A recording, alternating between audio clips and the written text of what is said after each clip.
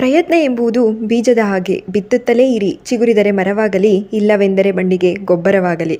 Hello everyone, welcome to my channel Sarihari kitchen. ನಾನು ಸೌಂದರ್ಯ. ಇವತ್ತಿನ ವಿಡಿಯೋದಲ್ಲಿ ನಾವು ಕ್ಯಾಬೇಜ್ ಪಲ್ಯನ ಹೇಗೆ ಮಾಡ್ಕೊಳ್ಬೋದು ಅಂತ ಹೇಳ್ಬಿಟ್ಟು ತೋರಿಸ್ತಾ ಇದ್ದೀನಿ. ತುಂಬಾ ಈಸಿಯಾಗಿ ಮಾಡ್ಕೊಳ್ಬೋದು. ಬನ್ನಿ ಹಾಗಿದ್ರೆ ಹೇಗೆ ಮಾಡೋದು ಅಂತ ಹೇಳ್ಬಿಟ್ಟು ನೋಡೋಣ. ಮೊದಲಿಗೆ ನಾನಿಲ್ಲಿ ಒಂದು ಮೀಡಿಯಮ್ ಸೈಜ್ ಕ್ಯಾಬೇಜ್ನ ಸಣ್ಣದಾಗಿ ಈ ರೀತಿ ಕಟ್ ಮಾಡಿ ಎತ್ತಿಟ್ಕೊಂಡಿದ್ದೀನಿ. ನೆಕ್ಸ್ಟ್ ಇಲ್ಲಿ ಒಗ್ಗರಣೆ ಹಾಕ್ಕೊಳ್ಬೇಕಾಗುತ್ತೆ. ಅದಕ್ಕೋಸ್ಕರ ಒಂದು ಬಾಣಲಿ ಇಟ್ಬಿಟ್ಟು ಇದಕ್ಕೆ ಒಂದು 5 ಟೇಬಲ್ ಸ್ಪೂನ್ ಅಷ್ಟು ಎಣ್ಣೆನ ಹಾಕ್ಕೊಂಡಿದ್ದೀನಿ. ಎಣ್ಣೆ ಕಾಯ್ದ ನಂತರ ಸಾಸಿವೆ ಹಾಗೆ ಜೀರಿಗೆನ ಸೇರಿಸ್ಕೊಳ್ಬೇಕಾಗುತ್ತೆ. ಸಾಸಿವೆ ಮತ್ತು ಜೀರಿಗೆ ಎರಡೂ ಚೆನ್ನಾಗಿ ಸಿಡಿದ ನಂತರ ನಾವಿಲ್ಲಿ ಒಂದು ಮೀಡಿಯಮ್ ಸೈಜ್ ಈರುಳ್ಳಿ ಹಾಗೆ ಸ್ವಲ್ಪ ಕರಿಬೇವಿನ ಸೊಪ್ಪು, ಒಂದು 4 ಹಸಿಮೆಣಸಿಕಾಯಿನ ಮಧ್ಯಕ್ಕೆ ಸೀಳ್ಬಿಟ್ಟು ಹಾಕ್ಕೊಳ್ತಾ ಇದ್ದೀನಿ. ಹಾಕ್ಬಿಟ್ಟು ನೋಡಿ, ಈರುಳ್ಳಿ ಸ್ವಲ್ಪ ಸಾಫ್ಟ್ ಆಗೋವರೆಗೂ ಕೂಡ ಫ್ರೈ ಮಾಡ್ಕೊಳ್ಳೋಣ. ಪೂರ್ತಿಯಾಗಿ ಕಲರ್ ಚೇಂಜ್ ಆಗೋವರೆಗೂ ಬೇಡ, ಸ್ವಲ್ಪ ಸಾಫ್ಟ್ ಆದರೆ ಸಾಕು. ನೋಡಿ, ಈ ಟೈಮಲ್ಲಿ ನಾವು ಇದಕ್ಕೆ ಶುಂಠಿ ಬೆಳ್ಳುಳ್ಳಿ ಪೇಸ್ಟನ್ನು ಹಾಕ್ಕೊಳ್ಬೇಕಾಗುತ್ತೆ. ನಾನೊಂದು ಅರ್ಧ ಸ್ಪೂನಷ್ಟು ಶುಂಠಿ ಬೆಳ್ಳುಳ್ಳಿ ಪೇಸ್ಟನ್ನು ಹಾಕ್ಕೊಳ್ತಾ ಇದ್ದೀನಿ. ನೀವು ಇದ್ರ ಬದಲಾಗಿ ಬೆಳ್ಳುಳ್ಳಿ ಮತ್ತು ಶುಂಠಿನ ಸಣ್ಣದಾಗಿ ಕಟ್ ಮಾಡಿ ಕೂಡ ಸೇರಿಸ್ಕೊಳ್ಬೋದು. ನೋಡಿ, ಹಾಕಿಬಿಟ್ಟು ಜಸ್ಟ್ ಆ ಫ್ಲೇವರ್ ಹೋಗೋವರೆಗೂ ಕೂಡ ಲೈಟಾಗಿ ಒಂದೇ 1 ನಿಮಿಷ ಈ ರೀತಿ ಫ್ರೈ ಮಾಡ್ಕೊಳ್ಬೇಕಾಗುತ್ತೆ.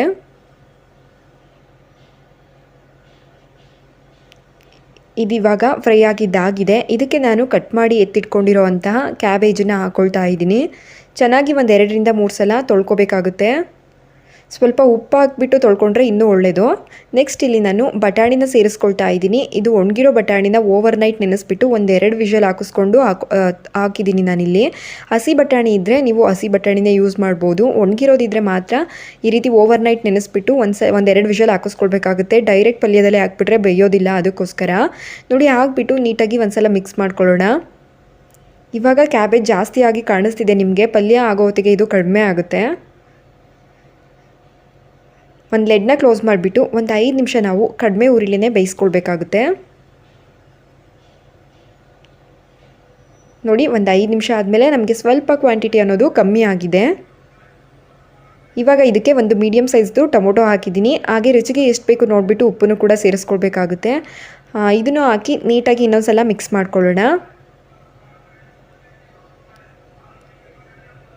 ಈ ರೀತಿಯಾಗಿ ಚೆನ್ನಾಗಿ ಸೈಡಲ್ಲೆಲ್ಲ ನೀಟಾಗಿ ಆ ಉಪ್ಪು ಎಲ್ಲ ಕಡೆ ಹಿಡಿಯೋ ರೀತಿಲಿ ನೀಟಾಗಿ ಒಂದ್ಸಲ ಮಿಕ್ಸ್ ಮಾಡ್ಕೊಳ್ಬೇಕಾಗುತ್ತೆ. ಮಿಕ್ಸ್ ಮಾಡಿಬಿಟ್ಟು ನಾವು ಮತ್ತೆ ಲಿಡ್ನ ಕ್ಲೋಸ್ ಮಾಡಿ 5 ನಿಮಿಷ ಬೇಯಿಸ್ಕೊಳ್ಬೇಕು. ಇದಕ್ಕೆ ನೀರು ಸೇರಿಸೋದು ಬೇಡ, ಕ್ಯಾಬೇಜಲ್ಲಿರೋ ಅಂಥ ನೀರೇ ಬಿಟ್ಕೊಳುತ್ತೆ. ಹಾಗಾಗಿ ನೀರು ಸೇರಿಸ್ಕೊಳ್ಳೋದು ಬೇಕಾಗಿರೋದಿಲ್ಲ. ಮತ್ತೆ ಲಿಡ್ನ ಕ್ಲೋಸ್ ಮಾಡಿಬಿಟ್ಟು ಇನ್ನೊಂದು 5 ನಿಮಿಷ ಬೇಯಿಸ್ಕೊಳ್ಬೇಕು. ನೋಡಿ, ಒಂದು 5 ನಿಮಿಷ ಆದಮೇಲೆ ಮತ್ತೆ ನಾನು ನಿಮಗೆ ತೆಗೆದು ತೋರಿಸ್ತಾ ಇದ್ದೀನಿ. ಇವಾಗ ಕೋಸಲ್ಲಿರೋವಂಥ ನೀರೆಲ್ಲ ಬಿಟ್ಕೊಂಡಿರುತ್ತೆ ಚೆನ್ನಾಗಿ. ಅದೇ ನೀರಲ್ಲೇ ಕೋಸು ಬೇಯುತ್ತೆ. ಹಾಗಾಗಿ ಇದಕ್ಕೆ ನೀರು ಸೇರಿಸೋದು ಬೇಡ. ನೋಡಿ, ಚೆನ್ನಾಗಿ ಇನ್ನೊಂದ್ಸಲ ಮಿಕ್ಸ್ ಮಾಡ್ಕೊಳ್ಳೋಣ. ಸೈಡೆಲ್ಲ ಬೆಂದಿರೋದಿಲ್ಲ, ಸೆಂಟ್ರಿಗೆ ನೀಟಾಗಿ ಮಿಕ್ಸ್ ಮಾಡಿಕೊಂಡ್ರೆ ಸೈಡಲ್ಲಿರೋದೆಲ್ಲ ಸೆಂಟ್ರಿಗೆ ಬರುತ್ತೆ.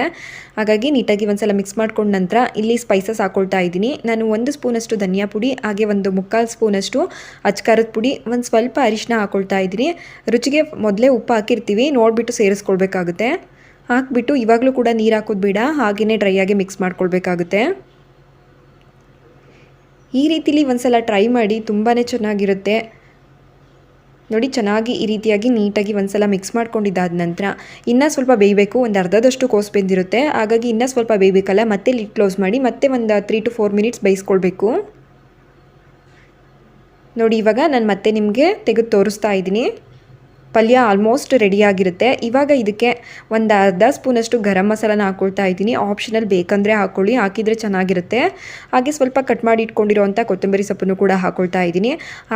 ಹಾಕ್ಬಿಟ್ಟು ನೀಟಾಗಿ ಮಿಕ್ಸ್ ಮಾಡ್ಕೊಳ್ಳೋಣ. ಫ್ಲೇಮ್ ಆಫ್ ಮಾಡಿರಬಾರ್ದು, ಗರಂ ಮಸಾಲ ಸ್ವಲ್ಪ ಎಲ್ಲ ಕಡೆ ಹಿಡಿಬೇಕಲ್ಲ. ಹಾಗಾಗಿ ನೀಟಾಗಿ ಮಿಕ್ಸ್ ಮಾಡಿಕೊಂಡು ಆಮೇಲೆ ಫ್ಲೇಮ್ನ ಆಫ್ ಮಾಡ್ಕೊಳ್ಬೇಕಾಗುತ್ತೆ. ಬೆಂದಿದೆಯೋ ಇಲ್ವೋ ಅಂತ ಚೆಕ್ ಮಾಡಿ ನೀವು ಫ್ಲೇಮ್ನ ಆಫ್ ಮಾಡ್ಕೊಳ್ಬೋದು. ಬೆಂದಿಲ್ಲ ಅಂತ ಅಂದರೆ ಇನ್ನೂ 1-2 ನಿಮಿಷ ಬೇಯಿಸ್ಕೊಳ್ಬೋದು. ನೋಡಿದ್ರೆಲ್ಲ ಎಷ್ಟು ಈಸಿಯಾಗಿ ಮಾಡ್ಕೊಳ್ಬಹುದು ಅಂತ ಹೇಳ್ಬಿಟ್ಟು.